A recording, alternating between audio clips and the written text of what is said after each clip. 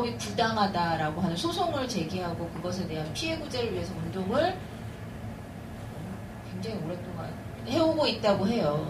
그러니까 뭐냐면 우리가 그 70년대의 긴급조치법이 불법이다.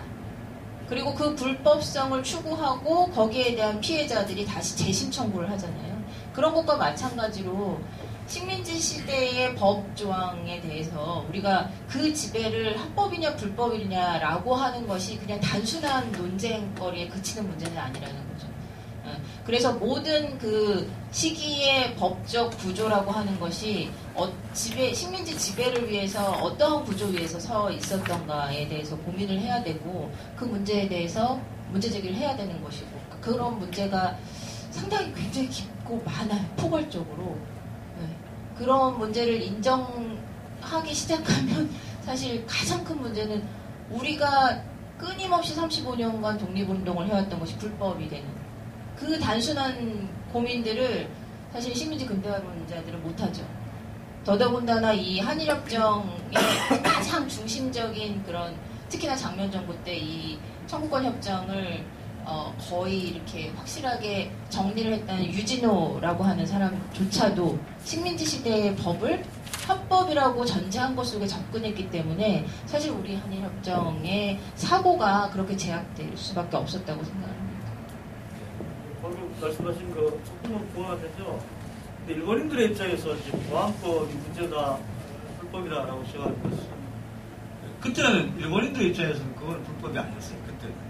그때는 아니었는데 지금 그 법이 만들어지는 과정 자체에 대해서는 이의를 제기할 수 없는 일본인이었기 때문에 그런데 한반도 인민들의 경우에는 그것과는 입장이 다르죠. 1910년 조약이 무효다라고 하게 되면 일체가 한반도에 와서 법을 만들고 그걸 집행하고 할 권한 자체가 없어지고 그렇기 때문에 사실상은 법으로 통용이 되고 있지만 기본적인 근거가 사라져버리는 것이기 때문에 일본의 경우하고 한반도의 경우는 그 점에서 차이가 있다. 그러니까 그래서 아까 김 교수님 말씀하셨지만 1910년 조약의 효력이라는 것은 그 점에서 상당히 중요합니다. 이게 무효냐에 따라서 35년간의 지배의 성격에 대한 판단이 완전히 달라집니다. 법적 구성이 완전히 달라집니다. 그리고 제가 다른 한 가지 질문을 하고자 하는데요. 우리가 발족한 그 위원회에서 하고자 이런 조금 발족한 위원회가 뭔지 좀 간단하게 말씀해 주시죠. 한일협정 이공으로 한일협정 주시면 제약상 추진대학 아주 훌륭합니다. 그래서 이야기를 이렇게 조금 한 것이 여기 샌프란시스코 평화조약의 원문간 한글 번역본이 있잖아요. 근데 이건 전체적으로 오늘날 우리가 쓰는 이런 한국어로 번역이 되어 있지 않고 한국어 번역도 이런 한문 번역이나 제대로 알아보기 힘들다는 단점이 있기 때문에 영문을 다시 번역해서 이렇게 더 많은 사람들이 알아볼 수 있도록 번역을 한다 그런 얘기를 조금 나눴는데요. 이것이 과연 이게 도움이 되는 것인지. 그거는 지금 샌프란시스코 평화조약만이 아니고 지금 한일 방어침성 관련된 상당히 중요한 법적인 문건들이 있거든요. 그거를 보다 많은 사람들이 공유한다는 것이 매우 중요합니다. 그걸 같이 공부한다. 매우 중요합니다. 그걸 공부하다 보면 이것 가지고 도저히 안 되겠구나. 생각할 수 있는. 지금 샌프란시스코 강화조약이 외무부 57년도에 이게 번역이 너무 오래됐어요. 네, 이렇게 근데 한국어로 번역된 게 없죠. 아무래도 없는 것 같죠.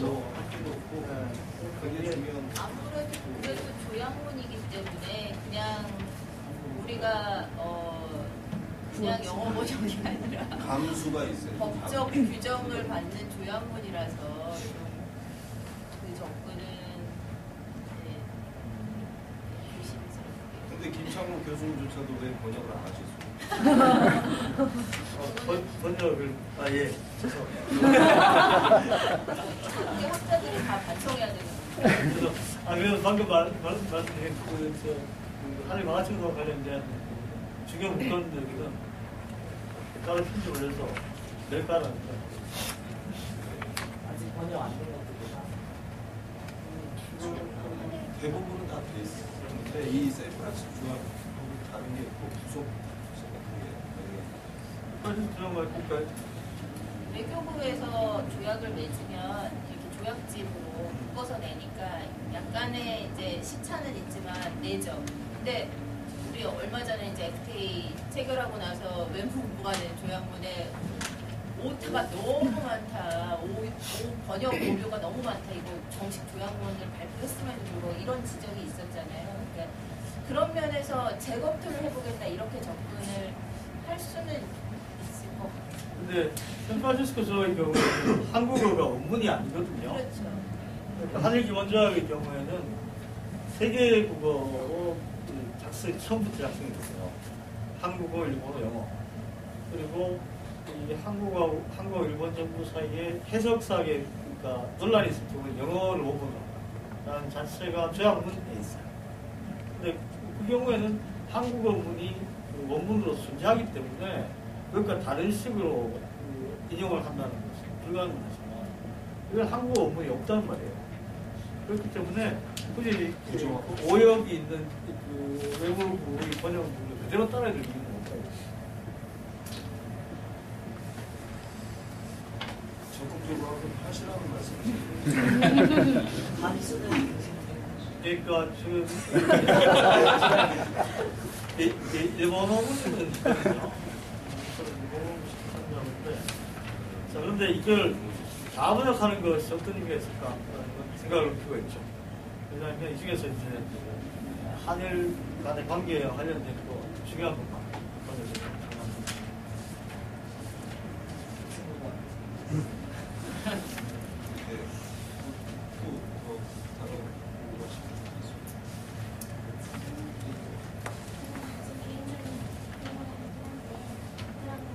한국과 일본 간의 그런 얽힌 식민지 지배에 대한 문제 같은 그런 문제에 다루는 것에 대해서 정부 간의 그런 협상이 그런 박정희 정부 시절에 이루어진 한일협정 이후에는 아예 없었거든요.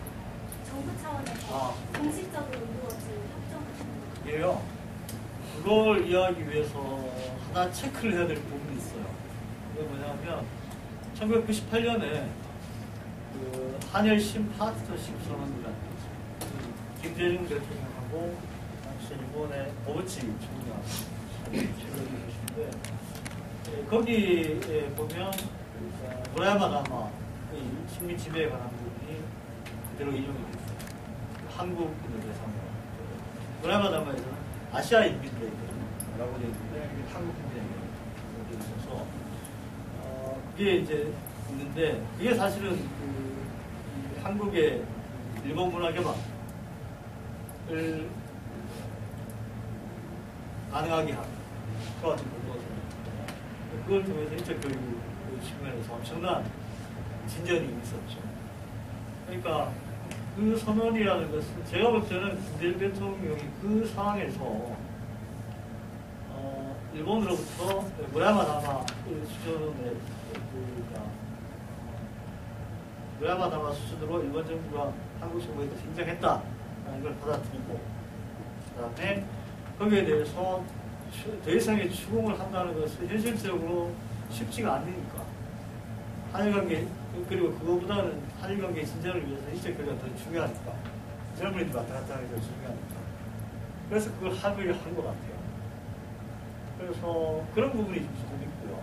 그 다음에 오늘 제가 말씀드린 산림 문제에 대해서 당연히 충분하지 않고 그 다음에 법적인 어떤 책임을 지는 형태가 아니었지만 일본 정부가 산림 문제, 산림 한인들을 위해서 국민들 세금으로부터 일정한 돈을 냈어요.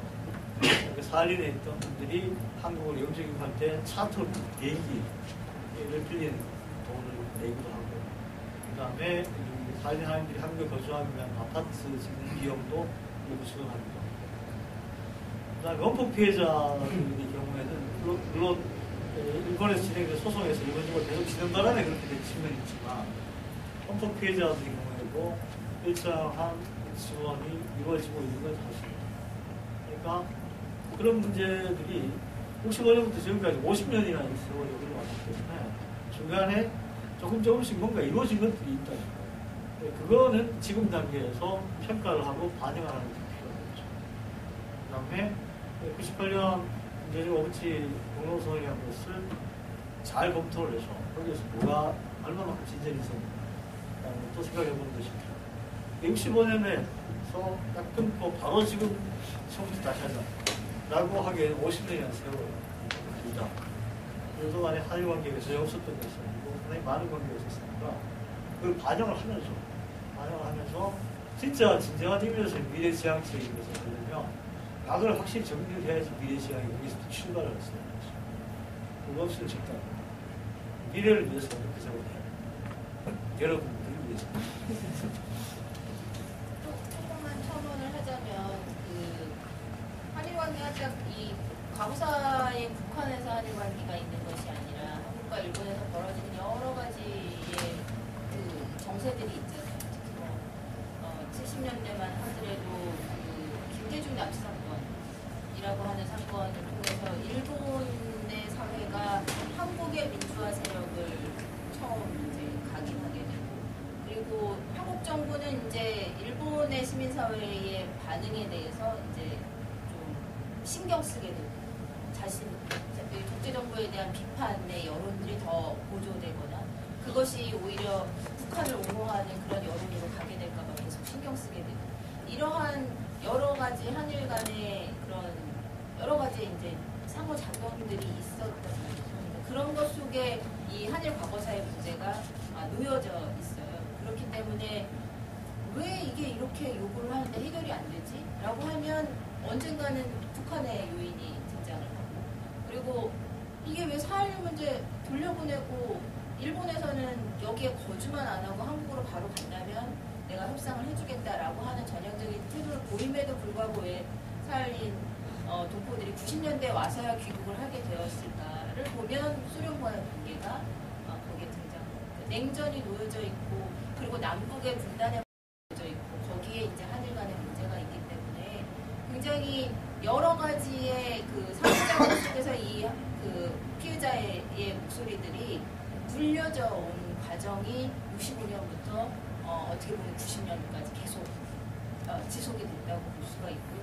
그 속에서 국장급 내지는 그 하부의 관계들은 끊임없이 교섭을 하고 뭔가의 안을 만들고 이 여론들을 무마시키기 위해서 안을 내오고 협상을 하고 그런 교섭이 굉장히 긴밀하게 많은데, 우리가 이제 아직까지는 그런 좀 구체적인 상황까지 더 드러내서 이제 연구가 많이 진행이 안 돼서 조금 단초들만 제기했는데, 거기에 이제 과거사 문제의 교섭에 대해서만은 이제 여기에 정리되어 있는 것이죠.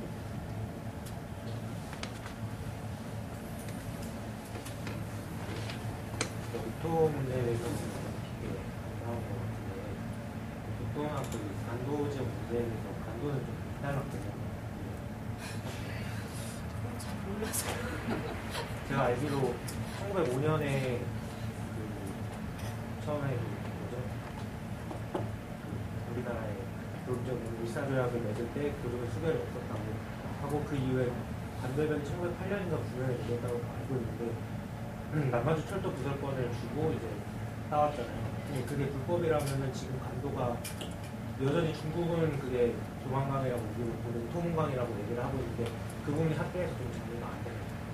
네, 영토 문제에서 저는 영토 문제에 별로 관심이 없어서 그냥 땅이라는 건 사이좋게 잘 나눴으면 제일 좋다. 영토 문제는 기본적으로 그건 실력의 문제예요. 국제법이라는 게 있긴 하지만 국제법이라는 것은 국내법만큼 그렇게 명확하지가 않고요. 그 다음에 국제법의 경우에는 국내 법정과 같은 법정이 없잖아요. 여러 가지 국제기구가 있습니다. 그것을 따져가지고 그렇게 명확하게 할 수 있는 국제법정이라는 게 딱 존재한다고 이야기하기가 쉽지가 않아요. 그래서 영토의 문제는 기본적으로 실질적인 지배, 그다음에 것이 가장 중요한 독도의 경우는 한국이 지배를 하고 있기 때문에 독도에 대해서 그 상황을 바꾸기 위해서 상당히 힘이 들죠. 그래서 일본은 지금 그걸 언젠가를 바꾸겠다는 취지로 매년 이의를 제기하죠. 나중에 문제가 됐을 때 우리는 매년 이의를 제기했다. 매년 주장을 했다는 증거를 남기고 있습니다. 근데 어쨌든 간에 실효적 지배를 하고 있다는 것을 영토에 알수록 간도는 그 점에서 우리 입장에서 굉장히 어렵죠. 그러니까 법적으로 여러 가지 따질 수 있는 측면은 분명히 있긴 있지만 현실적으로 볼 때 영토는 실효적 지배가 가장 우선적인 결정입니다. 독도 문제는 이 협정 때 한일 기본조약 체결할 때 일본은 일괄 해결을 주장을 했거든요.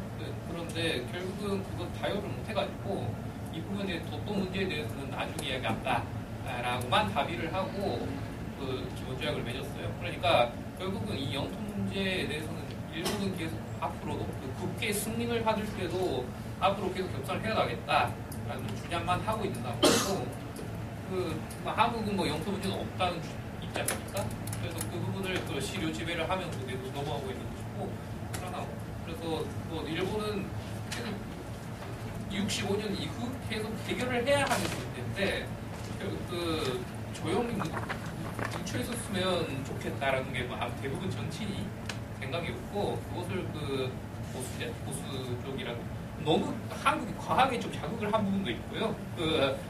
조용히 지배만 하고 있었으면 좋은데 너무 극단적으로 주장을 하니까 일본은 그것을 반대적으로 좀 극한 반응을 하게 되고 좀 불씨가 커진 것 같다는 느낌이 좀 나는 부분이 있는데 그래도 일단 그런 문제가 남아 있고 일단 해결이 된 뭔가 합의를 보는 것은 없다라고 생각하고 그리고 한도 문제는 제가 알기로는 조중 간에서 조약이 있는 걸로 알고 있는데 그래서 뭔가 합의가 뭔가 있는 걸로 알고 있는데 그래서 그 부분은 일단 조중 간에서 조약이란 합의가 있으면은 앞으로 동일되었을 때 그 부분에 대한 구속은 아마 될 것이기 때문에 그런 부분에 대한 좀 문제가 남아 있습니다. 독도 문제 말씀하셨지만 대통령이 독도 와서 사진 찍어하면 별로 좋은 게 아니에요. 그러니까 핸드폰 좋은 게 있는데 주머니에 넣고 있으면 될 거거든요. 나 좋은 핸드폰 있어 이렇게 하면 옆에 있다가 뺏고 싶은 마음이 생기는 사람 뺏겠죠. 그리고 뺏고 싶은 마음이 있으면 저거 내 건데 제가 훔쳐갔어 라고 계속 두든단 말이에요. 그럼 주위에 있는 사람들이 계속 떠드니까 문제가 있나 보다 라고 생각하기 시작할 거 아니에요. 그 순간에 내 핸드폰을 미워요. 그런 측면이 분명히 있습니다. 한일협정에서 따로 수역에 대한 논의나 이런 거 있었죠. 공동수역 했죠. 네. 거기서 독도에 대한 논의는 없었죠. 독도에 대한 어떻게 지금 샌프란시스코 강화조약 때는 조약문 길이 때문에 뺐다고 알고 있는데 독도에 대한 언급을 우리나라가 참여하지도 않았었고 연합국들이 조약문 길이를 줄이는 과정에서 독도에 대한 언급을 빼서 여전히 논란이 있는 부분이 독도다라고 들었거든요. 제가 한국 사실. 어평점만 그 부분은 영국이랑 미국의 외견차도 있었고 여러 가지 복잡한 문제가 있긴 해요. 그 부분은. 저는 중국명 다오이다오 그리고 일본명 센카쿠 열도도 사실은 역사적으로는 중국 땅이지만 일본이 당시에 강제 점거한 거라고 알고 있는데 그런 부분도 실효지배론으로만 따지자면은 일본 땅이라는 거잖아요. 일본은 거기하고 독도를 완전히 정반대죠. 그러니까 그게 좀 모순이기도 한데 그렇게 따지면 이제 실효지배론을 하면 너무 국제관계에서 이게 실력론으로 하는 거 아닌가 해서 국제법상 그런 영토 분쟁에 대한 해결을 할 때 기준이 있어요. 기준이 있어가지고 실효 지배를 하고 있다는 것은 가장 큰 영토를 인정받기 위한 큰 요건이고요. 그래서 그것이 없으면은 좀 인정받기 쉽지 않아요, 사실. 그리고 그걸 위해서 그러니까 치료 지배를 하고 있다는 것을 인정하기 위해서는 그게 사람이 다 알고 있다든지 뭔가 여러 가지 해야 하거든요. 그래서 독도에서 그 어민의 집을 만들어가지고 고깃잡이 시키는 것도 그것 때문이거든요. 그러니까 그런 뭔가 조건을 보면서 그 독도가 한국 영토라는 것을 확정적으로 그 인정을 받기 위해서 무엇이 필요하고 그것을 갖추는 건지 뭐 중요한지를 아마 좀 그 생각을 해봐야 할 것 같은데 그냥 우리 거다라고만 주장을 하면 영토가 되는 거죠. 그러니까 그 부분은 객관적으로 보는 필요는 있을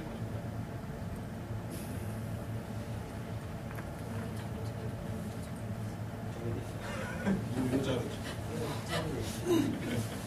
이 자료에는 내일 방송 관련된 모든 내용들이 중요한 내용들이 다 정리되어 있어요. 그 이명박 박근혜 정부에 대해서 했던 배 과거성 청산에 있어서 이명박 박근혜 정부 모든 어린이집 넓게 봐서 한계 보수 있나요? 국회 좀 노무현 정부까지 하면서 평가를 어떻게 김대중 정부나 노무현 정부는 이 문제 상당히 적극적으로 임했죠. 김대중 정부의 경우에는 그 아까 앞에 말씀드렸던 김대중 아버지에서는 그냥 만들어냈고 노무현 정부는 여기에 인용되어 있는 그 민간공동기관의 결정이 나왔던 것이 한일 회담 관련 것을 전면 공개한 거죠. 물론 피해자들이 소송을 제기를 한 것이 계기가 되긴 했지만 마지막에 소송에서 져서 공개해야 될 부분은 사실은 제한되어 있었거든요. 노무현 대통령이 그거 전부 공개하고 결단을 내려서 전부 공개됐어요. 그 다음에 공개하면서 이 결정을 내고 그 다음에 그 강제동원 진상규명위원회 만들고 지원하고 하는 작업들 노무현 정부도 했죠. 근데 이명박 정부 때는 안 했기 때문에 아무것도 안 했기 때문에 2010년에 헌법재판소 결정입니다. 2011년에 헌법재판소 결정이라는 건 뭐냐면 일본군 위안부 문제를 해결하기 위해서 정부가 뭔가를 해야 되는데 안 하고 있기 때문에 위헌이다. 2010년 결정입니다.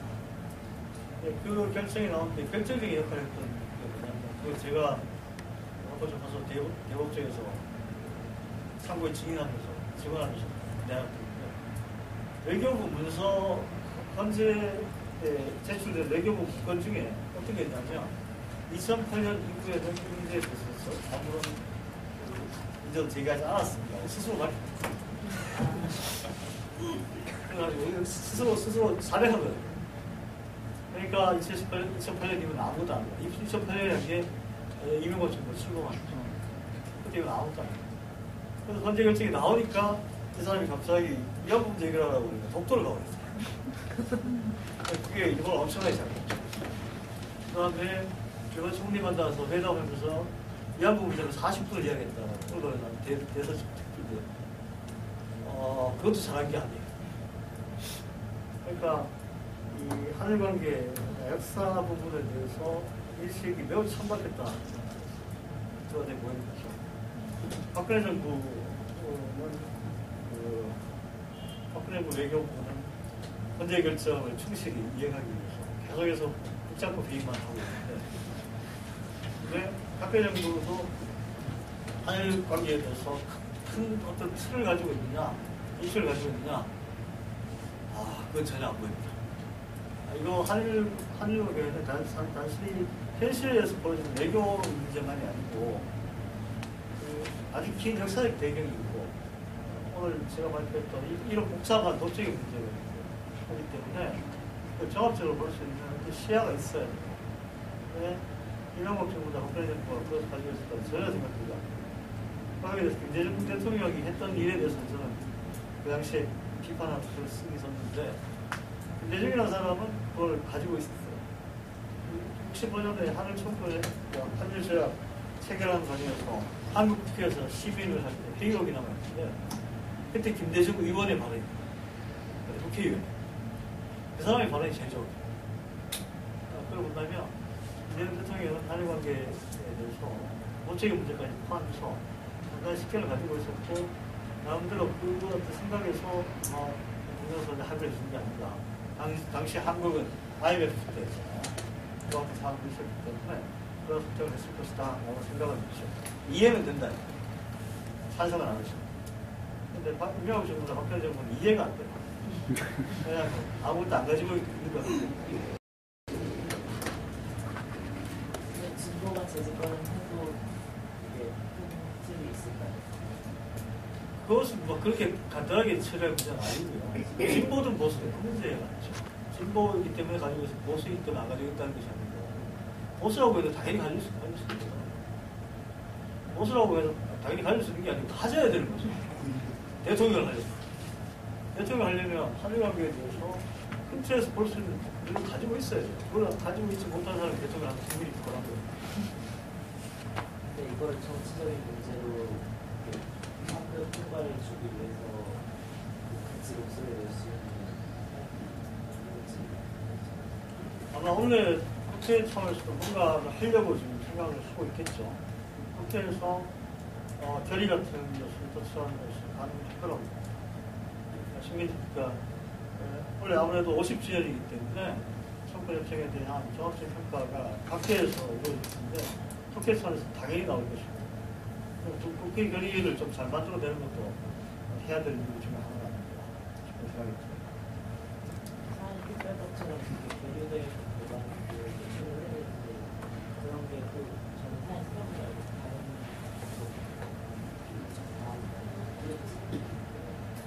특별법들이 근데 올해가 되어야 되는 당위성은 있지만 사실 일본도 그동안 이 한일 관계의 적극적인 의사를 표현하고 한국의 피해자 문제를 해결하려고 노력했던 국회의원들이 거의 다 떨어져서 국회의원을 못하고 있고 한국도 마찬가지예요. 한국도 지금 김대중 노무현 정부 때 이런 한일 과거사 문제나 국내의 과거사 문제를 해결하기 위해서 노력했던 의원들이 지금 현재 국회의원으로 있는 사람이 없어요. 한 사람 빼고는. 그래서 사실 이 문제가 한국 국회 안에서 얼마나 누적되어 있는 문제의식들을 축적하고 있는지에 대해서는 굉장히 회의적입니다. 그러니까 실질적으로 저희가 작년에 교과서 문제를 가지고 싸울 때도 끊임없이 이 문제에 대해서 교육을 하면서 운동을 해야 되는 상황이었거든요. 그러니까 저는 한일 관계도 마찬가지라고 생각합니다. 지금 그래서 이 자료집을 더 만들려고 막 이 단체들이 되게 노력을 했는데 지금 어디만큼 와 있는지 지금 이 두 분이 얘기하시는 얘기를 국회의원 보좌관들 데려다 놓고 얘기하면 아무도 못 알아듣는 거예요. 지금 현재 민주당 국회의원들 보좌관들 수준조차도 이 문제의 심각성과 지금 현재 우리나라에 있는 지점, 한국 피해자들이 입은 성과, 그리고 우리가 지금 풀어야 될 현안 이런 것들을 전혀 모르고 있는 상황이라 사실은 김창훈 교수님 그 역할을 많이 하셔요. 네. 불러다가 교육시키고 문제의식을 불어넣고 그리고 국회에서 지금 뭘 해야 된다라고 하는 것들을 명확하게 짚어주는 역할들을 아마 네, 교육은 교수의 임무입니다만 학생이 배우려고 할 때 철리기는 아닙니다. 질문하시는 게 있으신가요? 그 한일협정 대상을 보니까 47년 8월 15일서부터 협정 서명회까지로 되어 있는데요. 그 기간이 47년으로 설정된 이유가 있나요? 아까 좀 설명해. 그것은 아마 입양자들이 다 귀국을 한 것이 47년까지라서 그 후에 있었던 사람들 약간 왔다 갔다 한 사람들이 있었죠. 그래서 왔다 갔다 하면서 47년 이후에 있는 사람들은 거의 고정적으로 일본에 정착이 되었다고 보고 아마 그 손으로 아마 손을 끄는 것 같아요. 그리고 작년에 이제 4.16 무국적 동포에 대해서 대한민국 국민이라는 인정하는 이제 판결이 있었는데 그것과 한일 협정과의 관계 뭐 이런 것들이 좀 어떻게 한일 협정에서 봤을 때 그 판결을 좀 어떻게 볼 수 있는가? 어떤 판결을 내셨나요? 부모가 한국인이었고 그 자신도 이제 계속 국적을 소유하지 않았던 무국적 사할린 동포가 그 2012년도에 이제 한국 정부에다 그 소를 제기를 했었거든요. 그래서 작년 6월에 대한민국 국민이다라는 걸 인정받는 판결이 있었습니다. 그래서 그렇게 됐을 때, 청구에 예. 직접 관련이 없습니다. 청구에 국적에 관한 거 없고, 그것은 한국 국적법상 법원이 해석을 해서 그렇게 판단을 내렸을 거라고 생각합니다. 사할린 동포의 국적 문제는 그 한일 협정보다는 샌프란시스코 조약 문제가 더 큰 것 같거든요. 그래서 일본이 그 어디 있더라도, 그러니까 그때가 그러니까 사할린에 있었던 동포들은 그 샌프란시스코 조약 발효 전까지는 일본 국적이 있다고 취급을 하고 있었는데.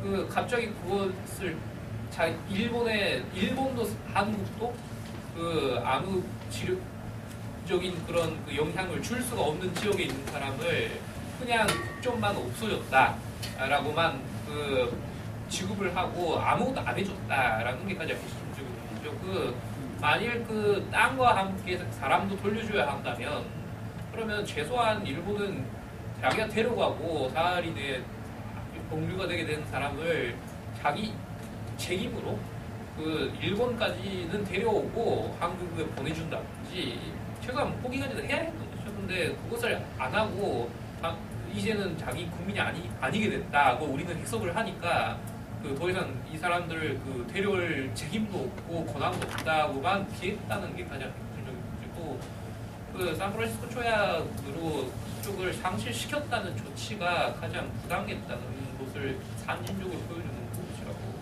생각을 합니다. 방금 말씀하신 건 일본 국적 문제고요. 한국 국적과 관련해서 뭐 복잡한 이야기 없습니다. 한국 국적은 이제 한국인들의 후손이면 한국 국적을 가지게 되는 것입니다. 사할린 한일의 경우에도 한국 국적이 인정받는 데는 법적으로는 큰 어려움이 없었습니다.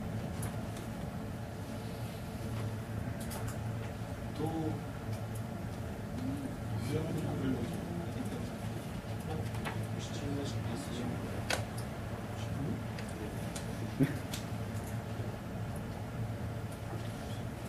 없으시면 장장 3시간에 걸친 진짜 좋겠네요. 저로 마치겠습니다.